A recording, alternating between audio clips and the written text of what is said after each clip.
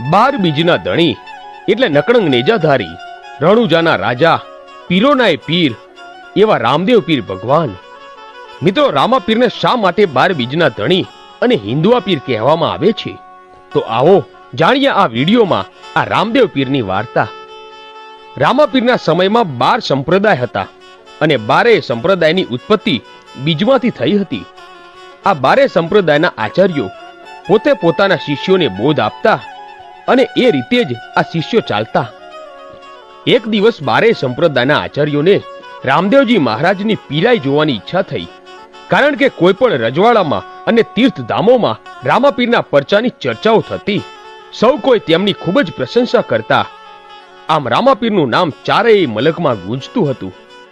આથી આ સંપ્રદાયના આચાર્યોને આ ગમતું નહીં, એટલે 12 સંપ્રદાયના આચાર્યોએ મળીને એક જ દિવસે અલગ અલગ 12 જગ્યાએ પાઠ પૂજન કરવાનું આયોજન કર્યું.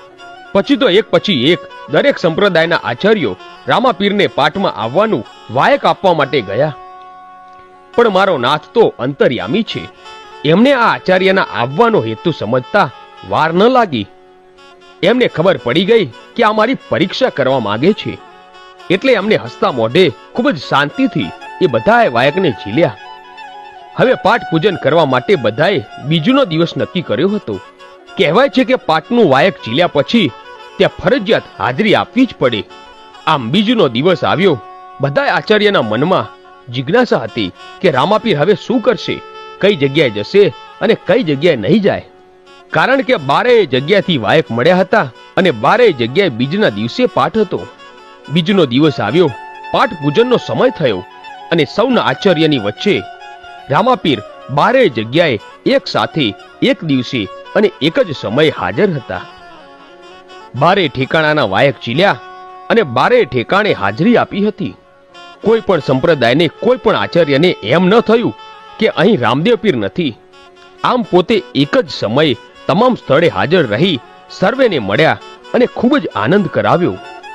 પછી જ્યારે 12 આચાર્યો એકબીજાને મળ્યા ત્યારે બધાને ખબર પડી કે રામદેવજી મહારાજે એક જ સમયે એક જ સાથે સર્વે ઠેકાણે હાજરી આપી છે.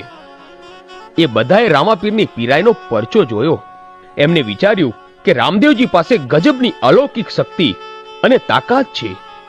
ત્યારબાદ બધા સંતો, ભક્તો અને મહાપુરુષોને નક્કી થયું કે રામાપીર એ પીરોનાય પીર છે અને એની તોલે કોઈ આવી શકે એમ નથી. એમને સૌએ રામદેવજી મહારાજને 12 બીજના ધણી એવું નામ આપ્યું અને એમનો જય જયકાર કર્યો.